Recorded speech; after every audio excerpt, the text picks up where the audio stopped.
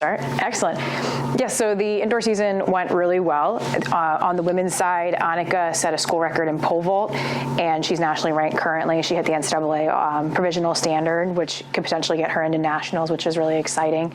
Then she also picked up multiple field honors of the week for the PSAC. In the 60 and the 2, Sandra ran number 2 time in school history and number 5 time in the 200. And then Lily also ran the number 3 time in school history in the 60. In the field, we had top 10 marks from Katie in triple jump, Zaria in weight and shot, and Adriana in weight.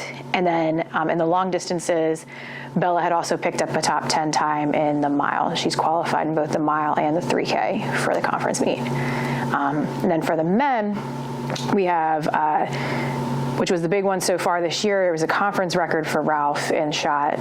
He's also currently ranked number 3 in the country. And then he improved his own school record. And then Will, he hit the number 2 mark in school history in triple, and he made the NCAA provisional standard too. And then on the track, men, Josh had hit top 10 times in the 2 and the 4, which was also awesome. And then in vault, Puz picked up number 5 in school history in pole vault, and he hit a new indoor and outdoor PR. So it's been a really busy season. We traveled a lot more than usual. We went down to Virginia Beach to see the NCAA facility. We've been to New York multiple times. We went up to Penn State, competed up there, which was really exciting. And then Bucknell. So we've been on the road a lot, and they've just made great use of all that opportunity. So talking about travel on, having to go to Bucknell, where PSAC Championships will be held. First time in a while you've had a chance to compete in the indoor venue for indoor championships heading into that meet. Talk about that opportunity. Yeah, so last year we were at Bucknell. Start that over. Yep. So last year we were at Edinburgh, which was really cold because they had lacked a heater in the bubble. So this year, the conference secured Bucknell to compete at, which is great. It's a really nice facility. Everything is going to be very spectator friendly.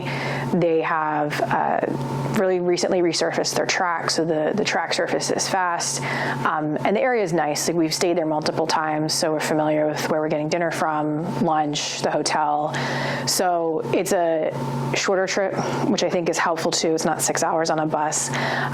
So it should be a good meet. It should be a good meet in a familiar space, and with going in with not having to do anything new or special, just doing what we've done, and that should get them placing pretty high, and if they do better than that, amazing.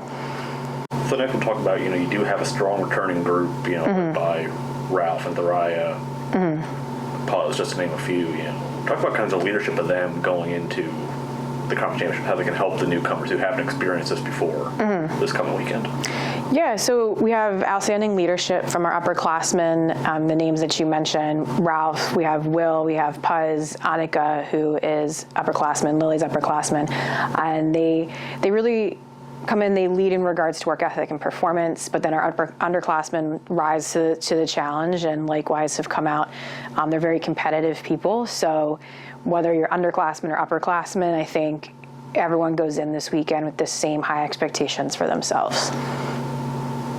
So prelims will be run in the 62 and 4, so that will affect Sandra on the women's side because she's in the prelims of the 60 and the 2. And on the men's side, that will hit Josh the hardest, who's in prelims of the 2 and the 4. But both are very competitive people. They've had great seasons. They've put in the work. They want to run these races. They really want to be out there. And so we'll just take it one race at a time. That's really how we plan on handling it, is just addressing. You don't go in assuming that you're going to run Sunday. You have to earn it. So we just go in and deal with Saturday, and then Saturday night we'll deal with Sunday. Sure. So usually before a big meet, the message is pretty simple. I'm not trying to get anyone amped up or more nervous than one might already be just from the environment. We, at championships like this, have to first take care of the more administrative, like minutia. So you have to warm up on time, check in on time, fuel properly.